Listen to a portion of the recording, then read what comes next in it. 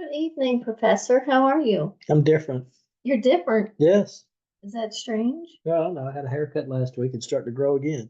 Oh my. Especially in the summer, right? Especially in the summer. Why does it grow faster then?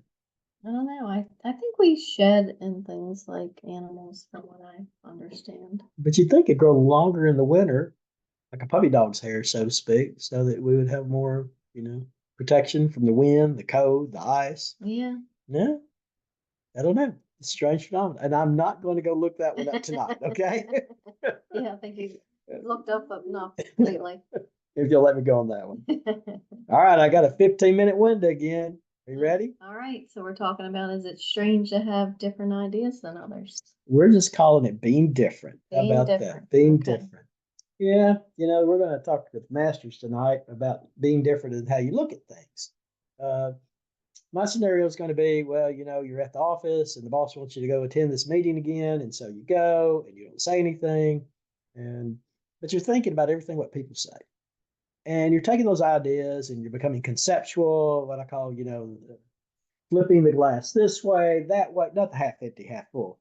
Just you're flipping around everywhere, thinking about other concepts, putting together what people are saying, and then you come up with some unique idea based on what they say. But the issue becomes is your boss tells you you're weird, that you don't make any sense. You're not conforming to what we normally do here in the company.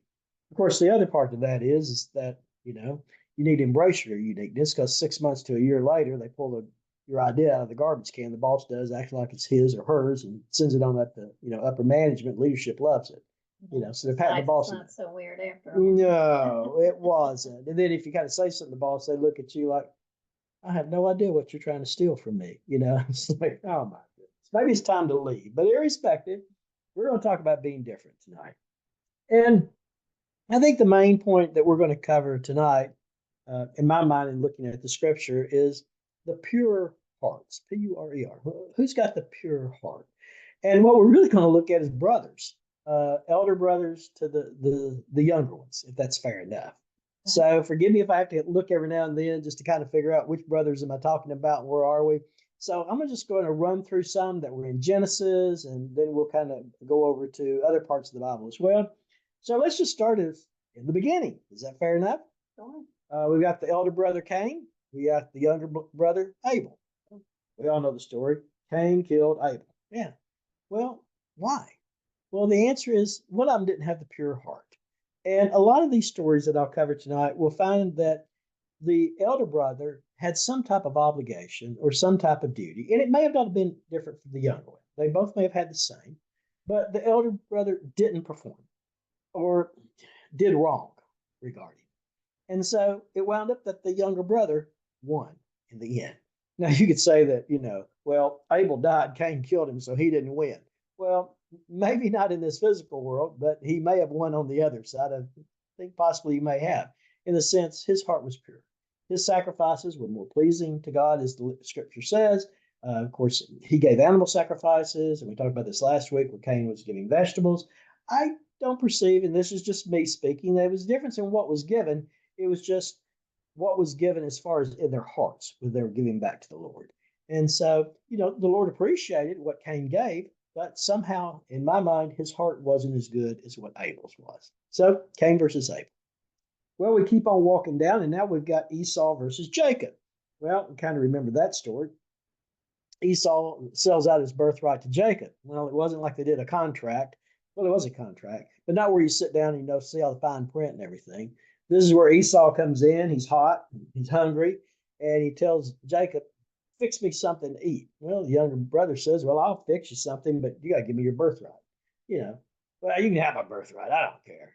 Well, as time went on, we kind of know how that turned out. The mother, although Isaac loved Esau, the oldest, needless to say, the mother, Rebecca, loved Jacob, or if we want to say who favored whom.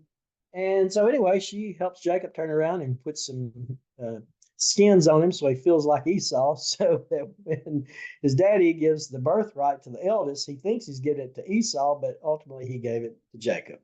And so we know that when Esau came in, he was so furious, and of course he's going to kill his younger brother. So mama says, Jacob, you get out of here, go someplace else, go Go to Leuben, your uncle out there. Get away from here. Hmm.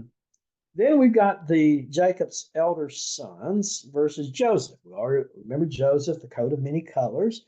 Well, uh, Jacob loved him, Joseph, more than the other boys because he was in his older age when he actually had the child, and according to the scripture. And of course, he gave him too many things. He gave him a Corvette, a Z06. Oh, I'm sorry. He gave him a coat of many colors. He outdid what other children were receiving.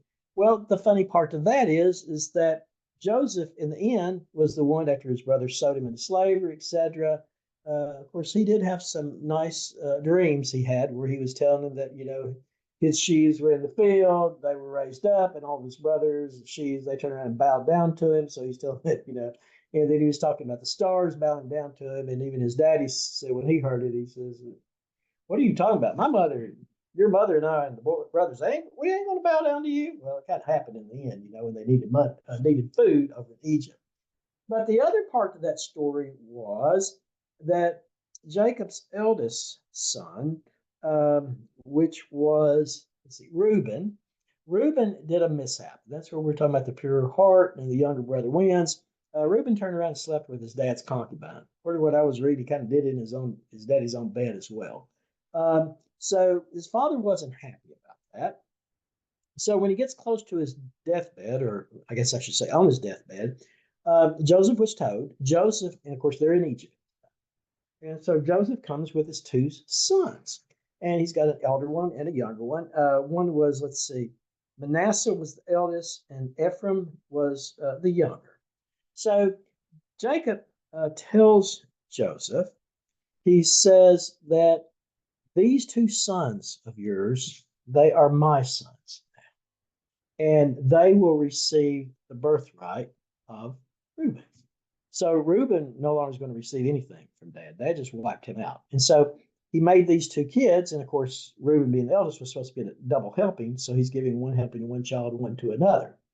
But what was interesting, even in that light, now we don't know from what I could gather in scripture, is that when Jacob was blessing the two children, Joseph brought the elder child over to Jacob's right hand, the younger child to the left, because remember, older child's always supposed to be, the better child. Jacob turns around and crosses his arms over when he's giving the blessing. And, Joseph's thinking, well, dad's just kind of, losing it here. And he was a little bit frustrated. So he moved dad's hands back. He said, "You've got him backwards," because Jacob was having problems seeing at that time. And Jacob says, "Oh, no." And he put his hands back again. And he said, "The younger one shall be the greater among the two." And we're kind of left with that one. But we don't know why the younger one is greater than the two. All we know is it's going to be a great nation. But we don't know about attitude. These are just kids at that time. So quite strange. So I'm going to walk on down. Then we get to who we got? Aaron and Moses. Well, Aaron was older, but what did he do? Well, he turned around and, had the people to throw their gold out, and he turned around and made a golden calf for them to worship when Moses was up on the mountain. So again, who won the pure heart? That was going to be Moses over here. So we keep on dropping down. I'm going pretty good through these. I hope you're liking this. Yeah, got a really bad. Okay. The next one is Eli and David. Eli, who's that? Hadn't heard about him. Well, we kind of not touched on him. You remember David and Goliath, that great story out there. Well, when Goliath was out, and again, all they heard was the Philistines, I presume, at that point in time. Jesse, the dad of Eli and David, told David to go carry some food to his brother out there. Well, he gets there, of course, and he's going to give the food to his brother. And then he learns about Goliath and what's going on. So David made mention, he'll fight the giant. He'll fight the giant. Well, his brother got angry at him. And he said, "What are you even doing?" And of course, his dad said it, but we don't hear that, David responded back. "Daddy sent me." He says, "I know why you're here." He said, "I know where your heart is." He says, where's those animals that you have out there? You're supposed to be watching. You're here because your heart's not right. You just wanted to come here and see the battle, what was going on. And it's like, well, that's kind of strange. Why don't you turn around when your brother's trying to bring you some food to help you out? Well, probably because the elder brother knew that he should have been the one out there that said, "I'll try to take on Goliath." Now, that's just me saying this. And he wasn't doing his duty. And the little kid says, I can do it. I got God on my side. I can take care of this. Mm. So we know how that kind of turned out. In the end, he did take care of Goliath and he became a great leader. Then we got one of the last, and then I'll stop after this one. I'm doing pretty good tonight. I'm running. It's 10 after, so I'm doing great. And that's going to be Absalom and Solomon. King Solomon. Remember, Absalom was the older brother. You know, he was by another mother, but he was the eldest between the two. And it was theoretically, in his mind, his throne. And we covered this last week that Absalom turned around, and when David got older, he just decided it's time for him to take the throne. So he turned around, had this big party and everything. People were coming. They were saying, Absalom's king, la, la, la. Well, needless to say, it didn't kind of work out that way because the wife, who was also the mother of Solomon, went to David and said, hey, you promised that to my son, our son, Solomon. And David, they don't know that he really remembered because he also had a prophet that came in after her because the prophet kind of put this together as a little scam against David to say, David, you also said that. So ultimately, David then turned around and gave the kingdom right then and there to Solomon. So Solomon's out here, telling everybody I'm now the king. And of course, the trumpets are blowing and everything. And Absalom's over here having a party. And he's like, what's going on? The messenger comes and says, hey, bro, you ain't king.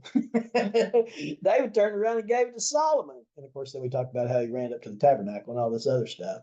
The point to be made is through this, and I'll go back where we started, is that these people were unique.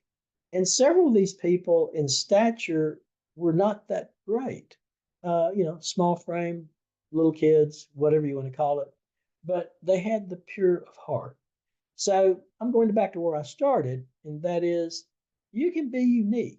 And your uniqueness, it may not be in physical size, shape, looks, whatever, but it may be a uniqueness of mind. And so embellish that, cherish it, be thankful, be arrogant, but be glad you are different from others. Because if nothing else, there's a lot of stories in the Bible where these different people were the ones that wound up in the end having a little bit better time of life, if you want to call it that. Don't get me wrong, they had hardships. I mean, think about David, all the battles he fought and everything, but they had God on their side. So have the good heart, the right heart with God, if you are that unique person. And that's all I have for tonight. I like that. Did I go too fast? No, that was great. That was great. Yeah, we do see that, that some people feel awkward growing up and all, but a lot of times they do turn out to be the best in the end. More people respected in the end. Yeah. Their heart's in the right place. Right. And it's not all about looks. Like No, we talk about that too. So God doesn't look at don't looks. feel inferior. Here we go. All right. Well, thank you so much. All right. Are we at 13 after? I got 2 minutes, so I'm good tonight. I'll say goodbye. Yeah. Goodbye, everyone. Take your minute and enjoy.